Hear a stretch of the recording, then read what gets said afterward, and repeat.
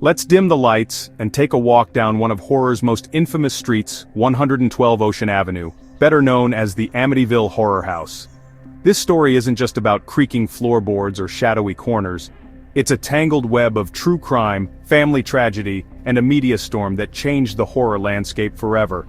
It all started in 1974, when Ronald DeFeo Jr. murdered his entire family as they slept in that house. The crime itself was chilling enough to haunt Amityville's name forever. But the real legend began a year later when the Lutz family moved in. After only 28 days, they fled, claiming the house was alive with demonic forces, green slime oozing from the walls, ghostly voices, levitating beds, the stuff of nightmares. Their story exploded. It became a best-selling book and in 1979 a blockbuster movie. Suddenly, the Amityville house was a star. Paranormal investigators, skeptics, and thrill-seekers all wanted a piece of it. But here's where fact and fiction blur. Over the years, evidence piled up that the Lutz's haunting may have been more fiction than fact. Journalists uncovered inconsistencies in their story. The lawyer who helped the Lutz's even admitted the haunting was all a hoax, a money-making plan cooked up over a few bottles of wine.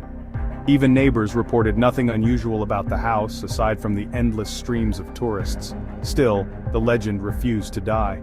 The Amityville Horror became a touchstone for the haunted house genre, spawning more than a dozen sequels and reboots, each one cranking up the terror, regardless of the truth.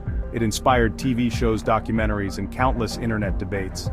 For horror fans, the Amityville house isn't just a location, it's a symbol of how stories can take on a life of their own. But why does it grip us so tightly? Maybe it's because the Amityville story sits right at the crossroads of reality and myth. On one hand, there's a real tragedy, a family destroyed by violence.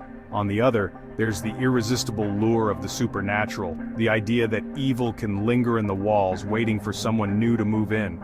In the end, the Amityville Horror is less about ghosts, and more about how we create our own monsters. The true terror? Sometimes it's not what's lurking in the dark, but what happens when people start to believe the stories they tell each other. So, whether you think it's all a hoax, or you believe something unexplainable happened on Ocean Avenue, the Amityville Horror proves that some legends never die, they just keep haunting us, one story at a time.